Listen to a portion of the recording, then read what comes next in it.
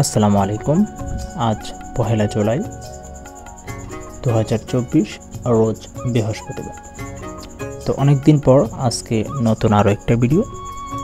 তো আজকে আমরা চলে আসছি কিশোরগঞ্জ জেলা পাকুন্দিয়া থানা চরফরাদি ইউনিয়নের চরপাড়াতলা গ্রামে। আজকে আমাদের সাথে পরিচয় করিয়ে দিব কাঁকরোল চাষ সম্পর্কে। কীভাবে চাষ করবেন, কোথায় বীজ পাবেন, কোন মাসে রোপণ করতে হয়, এটা কতটা লাভজনক এবং কি পরিমাণ বিক্রি করতে পারবেন। তো এ টু জেড ধারণা আমরা আজকের এই ভিডিও থেকে দেওয়ার চেষ্টা করব। তো যারা আগ্রহী তারা আজকের এই ভিডিওটা সম্পূর্ণরূপে কন্টিনিউ করতে পারেন, তাহলে আপনারা এটা সম্পর্কে এ টু জেড ধারণা পেয়ে যাবেন। তো কাঁকরোল চাষ মূলত এটা সাধারণত একবার যদি আপনি রোপণ করেন তাহলে কিন্তু প্রতি বছর এটাকে আর রোপণ করতে হবে না। একবার রোপণ করলেই দেখা যায় এটা প্রতি বছরই কিন্তু একটা নির্দিষ্ট যে সময় রয়েছে জুন মাস, এপ্রিল এবং জুনের দিকে দেখা যায় যে এখান থেকে কিন্তু কুশি বের হয়। অন্যান্য যে করল্লা রয়েছে, চিচিঙ্গা রয়েছে, এদের মতো কিন্তু বীজ রোপণ করতে হয় না আলাদা। এটা এক ধরনের জ্বর বা মোতার সিস্টেম। আর যে বীজের যে কাঁকরোল ওইটা কিন্তু মেদ্দা ফুল হয়। তো ওই ফুলও কিন্তু এই মোতার যে গাছ ওইটাতে পরাগায়ন করতে হয়, তাহলে আপনারা ফলাফল ভালো পাবেন।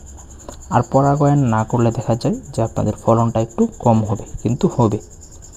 তো আসলে কাঁকরোল চাষের খরচ কিন্তু প্রথম দিক দিয়ে আপনাকে বেঁচে যাবে, কারণ একবার যদি রোপণ করেন এটা প্রতি বছর কিন্তু অটোমেটিক হবে, বারে বারে রোপণ করতে হবে না।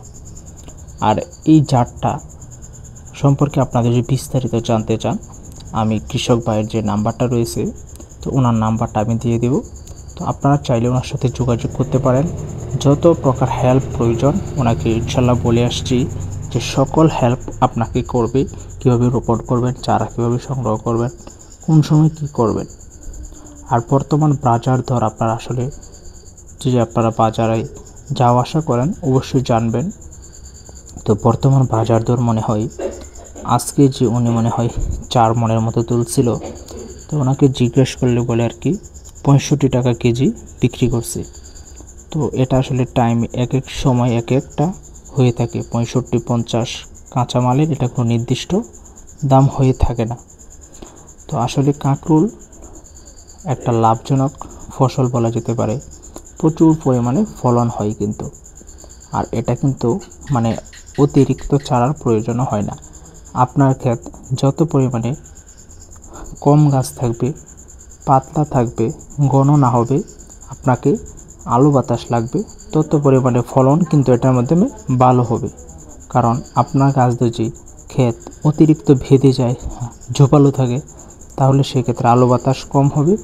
আপনার এখানে দেখা যাবে যে আপনার আলো বাতাস লাগতেছে না, মানে ঝোপঝাপ হয়ে আছে, কাঁকরোল নেই। আর যত পাতলা ক্ষেত থাকবে সেখানে ফলন তত বেশি হবে। তো ভিডিওটি এ পর্যন্তই। আমি ওনার নাম্বার দিয়ে দেব, ওনার সাথে কৃষকের সাথে যোগাযোগ করবেন।